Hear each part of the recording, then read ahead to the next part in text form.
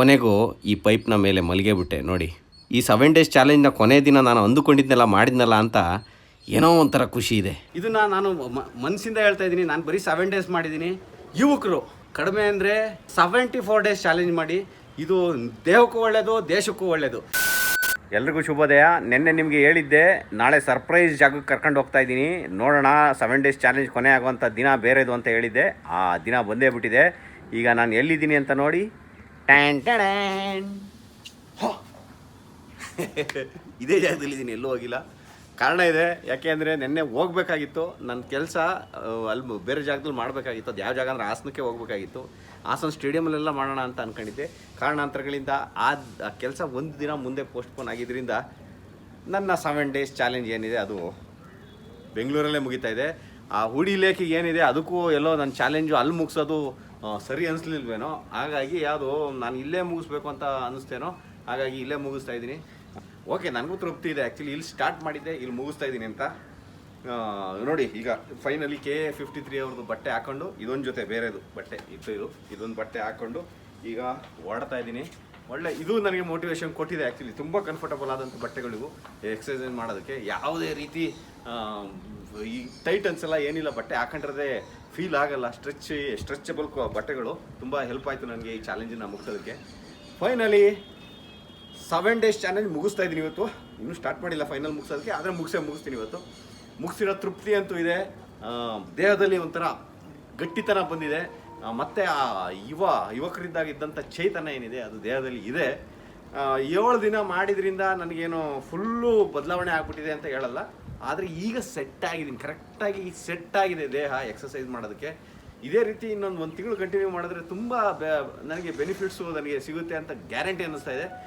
But ಸಣ್ಣ ಏನು ಎಲ್ಲ ವೆಯ್ಟ್ನು ಇಳಿಸಿದ್ದೀನಿ ಅಂತಲ್ಲ, ಸಣ್ಣ ಪುಟ್ಟ ವೆಯ್ಟ್ ಇಳಿದಿದೆ ಅಂತ ನನಗೆ ಅನಿಸ್ತಾ ಇದೆ. ಬಾಡಿ ಫ್ಲೆಕ್ಸಿಬಿಲಿಟಿ ಮತ್ತು ನನ್ನ ಸ್ಟ್ಯಾಮಿನಾ ನೋಡಿದ್ರೆ ನನಗೆ ಆ ಫೀಲ್ ಗೊತ್ತಾಗ್ತಾ ಇದೆ. ಆದರೆ ಇದನ್ನು ಕಂಟಿನ್ಯೂ ಮಾಡಿದ್ರೆ ತುಂಬ ಒಳ್ಳೆಯದು. ಆದರೆ ಕಾರಣಾಂತರಗಳಿಂದ ನನ್ನ ಕೆಲಸಗಳು ಯಾವ ಥರ ಇದೆ ಅಂತ ಅಂದರೆ, ರಾತ್ರಿ ಎಲ್ಲಿರ್ತೀನಿ ಬೆಳಗ್ಗೆ ಎಲ್ಲಿರ್ತೀನಿ ಅನ್ನೋದು ಹೇಳೋಕ್ಕೆ ಆಗಲ್ಲ. ಆ ಥರ ಇರೋದ್ರಿಂದ ಸದ್ಯಕ್ಕೆ ಈ ಸಿನಿಮಾ ನಾಳೆ ಎಲ್ಲಿದೆ, ಸಿನಿಮಾ ಪ್ರೋಸೆಸ್ ಆ ಥರ ಇದೆ. ಹಾಗಾಗಿ ಈ ಸಿನಿಮಾ ಮುಗಿಯೋವರೆಗೂ ನಾನು ಎಕ್ಸಸೈಸ್ ಕಂಟಿನ್ಯೂ ಮಾಡ್ತೀನೋ ಇಲ್ವೋ ಅಂತ ಹೇಳೋಕ್ಕಾಗಲ್ಲ. ಬಟ್ ಮುಂದಿನ ದಿನದಲ್ಲಿ ಮಾಡಬೇಕು ಅಂತಲೇ ಇದೆ. ನಿಮಗೆಲ್ಲ ಏನು ಅನಿಸುತ್ತೆ ಹೇಳಿ. ಚಾಲೆಂಜ್ ಮಾಡಬೇಕು ಅಂದರೆ ನೆಕ್ಸ್ಟ್ ಸೀಸನಲ್ಲಿ ನೆಕ್ಸ್ಟ್ ಚಾಲೆಂಜ್ ನಾನು 14 ಡೇಸ್ ತಗೊಳ್ಬೇಕು ಅಂತ ಯೋಚನೆ ಮಾಡಿದ್ದೀನಿ. ಯಾಕೆಂದರೆ ಮಜಾ ಬಂತು, ಮೊಗಾಂಬೋಗೆ ಮಜಾ ಬಂತು ಇದನ್ನು ಮಾಡಿ. ಹಾಗಾಗಿ ಸಾಧ್ಯ ಆದರೆ 14 ಡೇಸ್ ಹಾಗೆ, ಸಾಧ್ಯ ಆದರೆ ಇನ್ನೂ ಎಕ್ಸ್ಟ್ರಾ ಇದನ್ನು ಮಾಡ್ತಾ ಒಳ್ಳೆ ಅಭ್ಯಾಸಗಳನ್ನು ಹೇಳೋದ್ರಿಂದ ಏನು ತಪ್ಪೇನಿಲ್ಲ. ನೀವು ಕೂಡ ಇದನ್ನು ಫಾಲೋ ಮಾಡ್ಬೋದು. ನನ್ನ ಜೊತೆ ಯಾರೆಲ್ಲ ಈ ಚಾಲೆಂಜ್ನ ತಗೊಂಡು ಫಾಲೋ ಮಾಡಿದ್ರಿ ಅವ್ರಿಗೂ ಕಂಪ್ಲೀಟ್ ಮಾಡಿದರೆ ಧನ್ಯವಾದಗಳನ್ನ ಹೇಳ್ತಾ ಇವತ್ತಿನ ಈ 7 ಡೇಸ್ ಚಾಲೆಂಜ್ನ ಶುರು ಮಾಡ್ತಾಯಿದ್ದೀನಿ. ಬನ್ನಿ ಹೋಗೋಣ. ಫುಲ್ ಎನರ್ಜೆಟಿಕ್, ಒಳ್ಳೆ ಹುತ್ತ ಕೊರೆದೈತೆ. ಇಷ್ಟರ ಮಟ್ಟಿಗೆ ಮಣ್ಣನ್ನು ಎತ್ತಾಕಬೇಕು ಅಂದರೆ ಎಷ್ಟು ಜನದ ಎಫರ್ಟ್ ಇರ್ಬೋದು ಇದರೊಳಗೆ. ನಮ್ಮ ಹೊಯ್ಸಳ ಸಾಮ್ರಾಜ್ಯ ಆ ದೇವಸ್ಥಾನ ಕಟ್ಟಂಗೆ ಆಗೋಯ್ತು 13ನೇ ಶತಮಾನದಲ್ಲಿ. ನೋಡಿ, ಇದು ಒಳ್ಳೆ ಹೃದಯ ಹಾರ್ಟ್ ಸಿಂಬಲ್ಲು ಕಾಣಿಸ್ತಾ ಇದೆ ಇದರಲ್ಲಿ. ಪ್ರೀತಿಯಿಂದ ಕಟ್ಟಿರೋದು ಅನ್ನೋ ಥರದ ಒಂದು ಸಂಕೇತ ಇದು.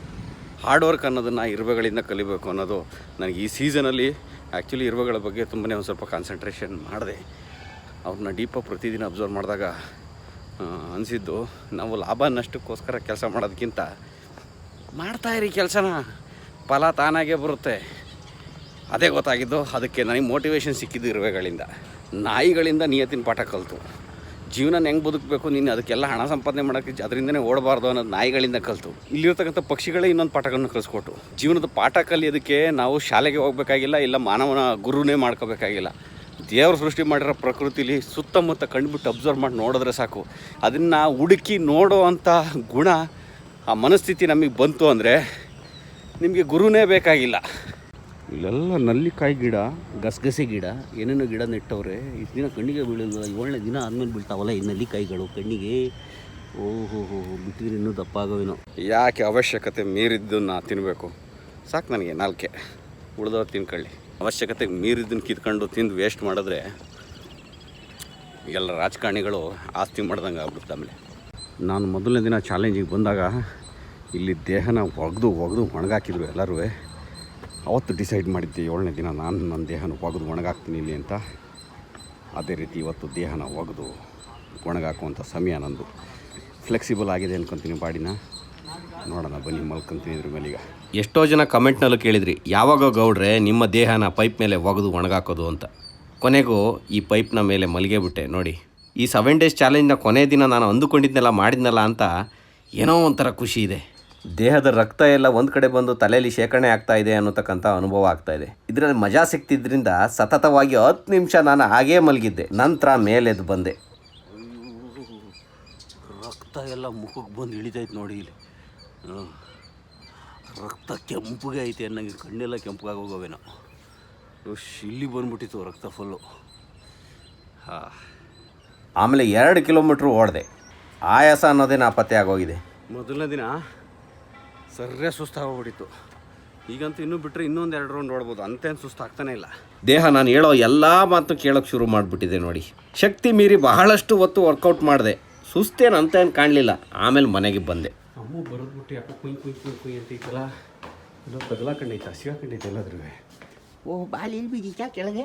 ಓಹೋ ತಕ್ಕೊಬೇಕಾ? ಹೋಗು ಫುಟ್ಬಾಲ್. ನಮ್ಮಮ್ಮ ಒಂದು ಫುಟ್ಬಾಲ್ ಪ್ಲೇಯರು. ಅಯ್ಯಯ್ಯಪ್ಪೋ ತೊಡೆಯೆಲ್ಲ ನೋತ ಮುಖನೇ ನಾತಾಗ್ಬಿಟ್ಟೈತೆ. ಅಯ್ಯೋ ನನ್ನ ಅಮ್ಮ ಕಣಪ್ಪ ಇದು, ನನ್ನ ಅಮ್ಮ ಕಣ ಇದು. ಅಮ್ಮ ರಾಸೆ ಎಲ್ಲ ಬಂದಾಗ ಮಲಗಿದ್ದಾಗ ಬಂದು ಹತ್ರ ಬಂದು ಏನು ಮಾಡ್ತಾವನೆ ಅಂತ ಮಲಗಿ ಕಿಸ್ ಕೊಟ್ಟು ಮುದ್ದು ಮಾಡಿ ಪಕ್ಕದಲ್ಲಿ ಮಲಗಿ ಹೋಗುತ್ತೆ. ಕೈ ಕಾಲೆಲ್ಲ ಮುಖ ತೊಳ್ಕೊಂಬಂದ್ರೆ ಸಾಕು, ನೀಟಾಗಿ ನೆಕ್ಕಿ ಎಲ್ಲ ವಾಶ್ ಮಾಡುತ್ತೆ. ಒಳ್ಳೆ ಅಮ್ಮ ಮಕ್ಕಳು ನೋಡ್ಕೊತಾವಲ್ಲ ಹಂಗೆ ನೋಡ್ಕೊಳ್ತಿದ್ವು. ಇದು ನನಗೆ ಅಮ್ಮ ಆಗೋಗ್ಬಿಟ್ಟೈತೆ ಅದು ಅಮ್ಮ ನನಗೆ. ನಾನು ಮಾಡ್ತಾ ಇರೋದು. ಅಯ್ಯೋ ದೇವ್ರೆ.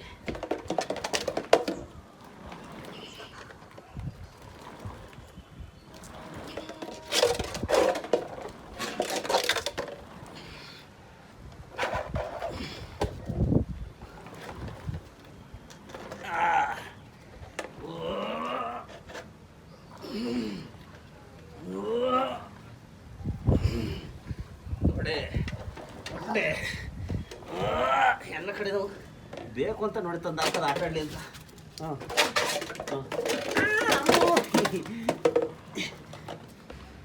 ಅಯ್ಯೋ ದೇವ್ರೆ, ನೋಡಕ್ಕೆ ಸಿಂಪಲ್ ಅನ್ಸುತ್ತೆ ಇದು. ತೊಡೆ ಈ ಭಾಗ ಇದು ಸಿಕ್ಕಾಪಟ್ಟೆ ವರ್ಕೌಟ್ ಇದು. ಬಂಧುಗಳೇ, ಫೈನಲಿ ಈ 7 ಡೇಸ್ ಚಾಲೆಂಜ್ನ ಮುಗಿಸ್ಬಿಟ್ಟಿದ್ದೀನಿ. ಇದಕ್ಕೆಲ್ಲ ಕಾರಣ ನೀವೇ. ಅದ್ರ ಜೊತೆ ಡೈರೆಕ್ಟ್ಲಿ ಇಂಡೈರೆಕ್ಟ್ಲಿ ಅಂತಲೇ ಹೇಳ್ಬೋದು. ನನ್ನ ಬಾಮೈದ ನನಗೆ ಚಾಲೆಂಜ್ ಮಾಡಿದ್ದ. ಭಾವನ ಕೈಲಿ ಆಗೋದೇ ಇಲ್ಲ ಅಂತ. ಸುಮ್ಮನೆ ಇದ್ದರೆ ನಾವು ಬಿಡೋಲ್ಲ, ಇನ್ನು ಚಾಲೆಂಜ್ ಮಾಡಿದ್ರೆ ಬಿಟ್ಬಿಡ್ತೀವ ನೋಡಿ. ಅವನಿಗೆ ನಾನು ಇದು ಕೊಟ್ಟು ಫೈನಲಿ ರಿಸಲ್ಟು ಹೇಳಿದ್ದೀನಿ. ಆದರೆ ಮೇಯ್ನು ನನಗೆ ಪ್ರೋತ್ಸಾಹ ನೀವುಗಳೇ. ನಿಮಗೇನಾದ್ರು ನಾನು ಹೇಳಲಿಲ್ಲ ಅಂದಿದ್ದರೆ ಮರ್ಯಾದೆ ಹೋಗ್ಬಿಡ್ತಿತ್ತು ನನಗೆ. ಅದಕ್ಕೆ ನಿಲ್ಸಿದ್ರೆ ಅದಕ್ಕೆ ಎದ್ರಿ ನಾನು ಕಂಪ್ಲೀಟ್ ಮಾಡಿದೆ. ಅಷ್ಟೇ ಅಲ್ಲದೆ ಕಮೆಂಟ್ಸ್ಗಳು ಕೂಡ ನಿಮ್ಮದು ಸಿಕ್ಕಾಪಟ್ಟೆ ಪ್ರೋತ್ಸಾಹಗಳನ್ನ ನೀಡ್ತು ನನಗೆ. ಆಮೇಲೆ ಒಳ್ಳೆ ಕೆಲಸ. ಇದನ್ನು ಹೇಳೋದಕ್ಕೆ ಯಾಕೆ ಹಂಚ್ಕೋಬೇಕು? ಎಣ್ಣೆ ಕುಡಿಯೋದು ಅಂತ ಹೇಳೋದಕ್ಕೆ ನಾನು ಅವಮಾನ ಪಡ್ಕೋಬೋದು, ಬೇಕಾದರೆ ಮಾಡ್ತೀವಿ, ನಾರ್ಮಲಿ ಮಾಡ್ತಾ ಇರ್ತೀವಿ. ಆದರೂ ಅವಮಾನ ಪಡ್ಕೋಬೋದು ಅದಕ್ಕೆ. ಆದರೆ ಒಳ್ಳೆ ಹೆಲ್ತಿ ವಿಚಾರಕ್ಕೆ ನಾವು ಯಾಕೆ ಅವಮಾನ ಪಡ್ಕೋಬೇಕು? ಎಲ್ಲರೂ ಮಾಡಲಿ ಅಂತಲೇ ಇದೊಂದು ಈ ಚಾಲೆಂಜು ಪ್ರತಿಯೊಬ್ಬರಿಗೂ, ಈ ದೇಶನ ಕಟ್ಟೋರಿಗೆ. ಅಂದರೆ ಈ ದೇಶ ಬಲಿಷ್ಠವಾಗಿರಬೇಕು ಅಂದರೆ ನಾವು ಬಲಿಷ್ಠವಾಗಿರಬೇಕು. ಈ ದೇಶದ ಆಸ್ತಿನೇ ನಾವು ಗಟ್ಟಿ ಇದ್ದರೆ ದೇಶ ನಡೆಯುತ್ತೆ, ಇಲ್ಲ ಅಂದರೆ ಏನೂ ನಡೆಯಲ್ಲ. ನಾವಿದ್ರೆ ದೇಶ ಅಂತಲೇ ಹೇಳ್ಬೋದು. ಮುಂದಿನ ಜನ್ರೇಷನು ಅಷ್ಟೇ, ಬರೋಂಥ ಜನ್ರೇಷನು ಕೂಡ ಗಟ್ಟಿಮುಟ್ಟಾಗಿರಬೇಕು. ಏನು ಮುಂದಿನ ಜನ್ರೇಷನ್ ಮಕ್ಕಳನ್ನ ನಾವು ಸೃಷ್ಟಿ ಮಾಡ್ತಾ ಇದ್ದೀವಿ. ನಾವು ಆರೋಗ್ಯಕರವಾದಂಥ ಮಕ್ಕಳನ್ನ ನಾವು ಸೃಷ್ಟಿ ಮಾಡಿದ್ರೆ ಮುಂದಿನ ದೇಶನೂ ಕೂಡ ಜನ್ರೇಷನು ಕೂಡ ಆರೋಗ್ಯಕರವಾಗಿ ಹುಟ್ಟುತ್ತೆ. ಅದು ನಮ್ಮ ದೇಶಕ್ಕೆ ಒಳ್ಳೆಯದಾಗುತ್ತೆ. ಇದು ಒಂಥರ ದೇಶ ಸೇವೆನೇ. ದೇಶ ಸೇವೆ ಮಾಡಬೇಕು ಅಂತ ಅಂದರೆ ಹೋಗಿ ಎಲ್ಲ ಕಡೆ ಸೇವೆ ಮಾಡಬೇಕು ಅಂತಿಲ್ಲ. ನಿಮ್ಮ ದೇಹನ ನೀಟಾಗಿ ಇಟ್ಕೊಂಡು ಗಟ್ಟಿಮುಟ್ಟಾಗಿ ಇಟ್ಕೊಂಡು ಒಳ್ಳೆ ರೀತಿ ಬಲಿಷ್ಠವಾದಂತಹ ಒಂದು ಜನ್ರೇಷನ್ನ ಸೃಷ್ಟಿ ಮಾಡಿ, ಅದು ಕೂಡ ದೇಶ ಸೇವೆನೇ. ಏನು ಮಾಡಿರೋದೇ 7 ಡೇಸ್ ಚಾಲೆಂಜು, ಅದಕ್ಕೆ ದೇಶದ ಬಗ್ಗೆ ಎಲ್ಲ ದೊಡ್ಡದಾಗಿ ಕಿಸಿತಾವನೆ ಅಂತ ಅನ್ಕೊಂಬೇಡಿ. ನನ್ನ ಏಜಿಗೆ ಈಗ ಕಂಪೇರ್ ಮಾಡ್ಕೊಂಡ್ರೆ ನಾನು ಇದ್ದಂಥ ದೇಹ ಸ್ಥಿತಿಗೆ ಈ 7 ಡೇಸ್ ಚಾಲೆಂಜು ಕೂಡ ಒಂದು ದೊಡ್ಡ ಅಚೀವ್ಮೆಂಟೇ. ಕರೆಕ್ಟಾಗಿ 100 ಮೀಟ್ರ್ ವಾಕ್ ಮಾಡ್ತಾ ಇರಲಿಲ್ಲ ಅಂಥ ಕಂಡೀಷನಲ್ಲಿದ್ದವರು 5-6 ವರ್ಷ ಎಕ್ಸಸೈಸ್ ಇಲ್ಲಿದ್ದಂಥವ್ನು ಇವತ್ತು ಹೇಳ್ಬೇಕು ಅಂದರೆ 8 ಕಿಲೋಮೀಟ್ರ್ವರೆಗೂ ವಾಕ್ ಮಾಡಿದ್ದೀನಿ. ಇನ್ನೂ 1 ಕಿಲೋಮೀಟ್ರ್ ರನ್ ಮಾಡ್ಕೊಂಬಂದು ಕೊನೆಗೆ ಇವತ್ತಿನ 7ನೇ ದಿನ ನನಗೆ ಸುಸ್ತು ಅನ್ನೋದೇ ಆಗಲಿಲ್ಲ ನೋಡಿ. ಒಂದೇ ವಾರದಲ್ಲಿ ನಮ್ಮ ಲೈಫ್ ಸ್ಟೈಲ್ನ ಚೇಂಜ್ ಮಾಡ್ಕೋಬೋದು. ನಾವು ಏನು ಆರೋಗ್ಯ ಸಮಸ್ಯೆಯನ್ನು ಬಳತಾ ಇರ್ತೀವಿ, ಒಂದೇ ವಾರದಲ್ಲಿ ಪ್ರತಿಯೊಂದು ಬದಲಾಗುತ್ತೆ. ಇಲ್ಲಿ ಏನಿಲ್ಲ, ನಮ್ಮ ಮೈಂಡು ಸ್ಟ್ರಾಂಗ್ ಆಗಿರಬೇಕು. ನಾವು ಏನು ಮಾಡ್ತೀವಿ ಅದರಲ್ಲಿ ಸ್ಥಿರವಾಗಿ ನಿಂತ್ಕೊಂಡ್ರೆ ಏನು ಬೇಕಾದರೂ ಅಚೀವ್ ಮಾಡ್ಬೋದು. ಎಲ್ಲ ಶಕ್ತಿ ಇಲ್ಲಿರೋದು. ಇದರೊಳಗೆ ನಾವು ಡಿಸೈಡ್ ಮಾಡಿದ್ವಿ ಅಂದರೆ ನಿಮ್ಮ ಸಾಧನೆಗಳನ್ನ ಯಾರೂ ನಿಲ್ಸೋಕ್ಕಾಗಲ್ಲ. ನಾನು ಮಾಡೋದು ಇವತ್ತು ತುಂಬ ಚಿಕ್ಕದೇ ಇರ್ಬೋದು, ಆದರೆ ಅದಕ್ಕೊಂದು ಮೆಟ್ಲು ಏನೋ ಒಂದು ತಳಪಾಯನಾದರೂ ಹಾಕಿದ್ದೀನಿ ಅನ್ನೋತಕ್ಕಂಥ ಒಂದು ನೆಮ್ಮದಿ ಮನಸ್ಸಲ್ಲಿ ಖುಷಿ ಇದೆ. ಇದನ್ನು ನಾನು ಮನಸ್ಸಿಂದ ಹೇಳ್ತಾ ಇದ್ದೀನಿ. ನಾನು ಬರೀ 7 ಡೇಸ್ ಮಾಡಿದ್ದೀನಿ. ಯುವಕರು 15 ವರ್ಷದಿಂದ 30 ವರ್ಷದಿರೋರು ಏನು ಬೇಕಾದರೂ ಸಾಧನೆ ಮಾಡ್ಬೋದು. ಇವನ್ನೆಲ್ಲ ನೀವು ಅಳವಡಿಸ್ಕೊಳ್ಳಿ. ಕಡಿಮೆ ಅಂದರೆ 74 ಡೇಸ್ ಚಾಲೆಂಜ್ ಮಾಡಿ. ಇದು ದೇಹಕ್ಕೂ ಒಳ್ಳೆಯದು, ದೇಶಕ್ಕೂ ಒಳ್ಳೆಯದು.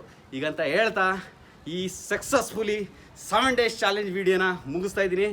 ಮತ್ತೆ ಸಿಗೋಣ ಮುಂದಿನ ವೀಡಿಯೋದಲ್ಲಿ. ನೀವೇ ಕೆಳಗಡೆ ಕಮೆಂಟ್ ಮಾಡಿ ನಾನು ಯಾವ ಚಾಲೆಂಜ್ ಮಾಡಬೇಕು ಅಂತ. ನೆಕ್ಸ್ಟ್ ಚಾಲೆಂಜ್ ಮಾಡೋ ಪ್ರಯತ್ನ ಮಾಡ್ತೀನಿ. ಹಂಗಂತ ನೀವು ಇನ್ನು ಕುಡಿಯಲ್ವಾ ತಿನ್ನಲ್ವಾ ಅಂದರೆ ಯೋಚನೆ ಮಾಡ್ತೀನಿ. ಆರೋಗ್ಯಕರವಾದಂಥ ಆಹಾರನ ಪದ್ಧತಿನ ಅಳವಡಿಸ್ಕೊಳ್ಳೋ ಪ್ರಯತ್ನ ಮಾಡ್ತೀನಿ. ಡ್ರಿಂಕ್ಸು ಮಾಡಲ್ಲ ಅಂತ ಹೇಳಲ್ಲ, ಏನು ಮಾಡೋಕ್ಕಾಗಲ್ಲ. ಅದು ಒಳಗಡೆ ಒಂದು ಭಾವನೆ ಅದು ನಮಗೆ. ಅದನ್ನು ಸುಳ್ಳು ಯಾಕೆ ಹೇಳಿ, ನಾನು ಮಾಡ್ತೀನಿ. ಆದರೆ ಜಾಸ್ತಿ ಪ್ರಮೋಷನ್ ಮಾಡೋ ಅಂಥ ಪ್ರಯತ್ನ ಅಂತೂ ಮಾಡಲ್ಲ. ಸಣ್ಣ ಪುಟ್ಟದ್ದು ಎಲ್ಲರೂ ತೋರಿಸಿದ್ರೆ ತೋರಿಸ್ತೀನಿ, ಅದಷ್ಟೇ. ಈಗಂತ ಹೇಳ್ತಾ ಇವತ್ತಿನ ಈ ವಿಡಿಯೋನ ಮುಗಿಸ್ತೀನಿ. ಮತ್ತೆ ಸಿಗೋಣ ಮುಂದಿನ ವಿಡಿಯೋದಲ್ಲಿ. ಎಲ್ರಿಗೂ ಒಳ್ಳೆಯದಾಗಲಿ. ಜೈ ಹಿಂದ್, ಜೈ ಕರ್ನಾಟಕ ಮಾತೆ.